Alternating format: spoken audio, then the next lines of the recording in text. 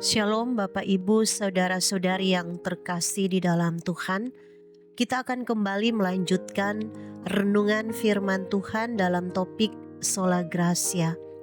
Bagian firman Tuhan yang akan membantu kita terambil dari Efesus 2 ayat 8 sampai 9 terjemahan baru kedua yang berbunyi demikian. Sebab karena anugerah kamu diselamatkan oleh iman, itu bukan hasil usahamu, tetapi pemberian Allah.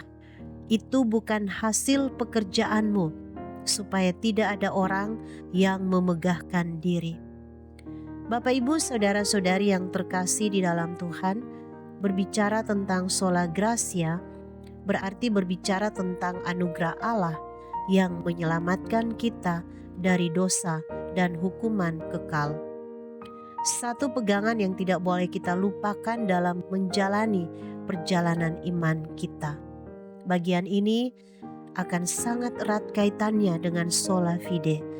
Bagaimana kita melihat hubungan antara sola gracia dan sola fide? Mari kita bersama-sama merenungkannya dalam bagian firman Tuhan hari ini, yaitu Efesus 2 ayat 8 sampai 9. Bagian firman Tuhan hari ini merupakan dasar bagi dua pilar reformasi bagi kita kaum Protestan. Sebab bagian ini memberikan penekanan bahwa keselamatan berasal dari kemurahan hati Allah semata, bukan karena kita layak atau memintanya. Kemurahan hati Allah adalah sumber keselamatan. Kita dapat melihat kebenaran itu dalam tulisan Paulus yang menyatakan bahwa karena kasih karunia kamu diselamatkan, itu bukan hasil usahamu, tetapi pemberian Allah. Tidak hanya itu, anugerah keselamatan ini diterima oleh manusia melalui iman sebagai alat penerima, bukan melalui ketaatan pada hukum atau melakukan amal. Rasul Paulus dengan jelas menuliskannya bahwa kita diselamatkan oleh iman. Pengecualian total terhadap pekerjaan.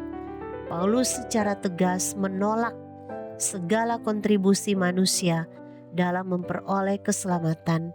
Itu bukan hasil pekerjaanmu. Sehingga tujuan akhir dari anugerah Allah adalah untuk menghilangkan semua peluang kesombongan manusia, sehingga seluruh kemuliaan hanya milik Allah. Oleh sebab itu, jangan ada orang yang memegahkan diri. Karena sola gracia mengajarkan bahwa keselamatan kita murni adalah hadiah dari Allah, bukan hasil pekerjaan keras kita, maka satu hal yang paling penting adalah kita harus menghilangkan kesombongan rohani.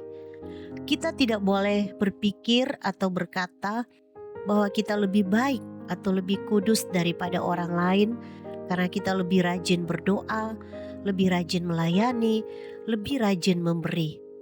Satu hal yang sangat perlu untuk kita ingat adalah bahwa kita tidak memiliki jasa apapun untuk disombongkan di hadapan Tuhan. Bahkan ketika kita telah menerima anugerah keselamatan itu, kita disucikan dan dimurnikan, tetapi kita masih memiliki peluang untuk gagal atau jatuh dalam dosa.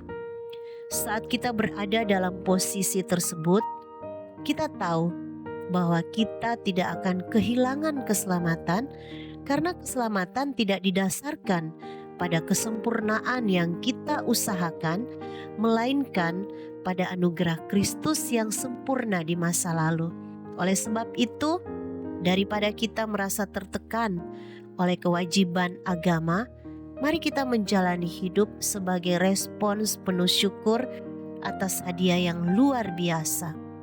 Setiap kebaikan yang kita lakukan adalah respons dari anugerah keselamatan yang telah kita dapatkan, bukan syarat untuk mendapatkannya. Kiranya firman Tuhan hari ini boleh menguatkan kita dalam menjalani kehidupan kita setiap hari. Pertanyaan untuk kita renungkan bersama, bagaimana kita memahami konsep bahwa keselamatan adalah anugerah Allah yang diberikan secara cuma-cuma? Apa saja tantangan yang kita hadapi dalam memahami dan menghayati anugerah Allah? Mari kita berdoa. Bapa dalam kerajaan sorga, kami percaya bahwa keselamatan adalah anugerah yang Engkau berikan secara cuma-cuma, dan kami mengucap syukur atas kasih-Mu yang tak terbatas dan anugerah keselamatan yang telah Engkau berikan.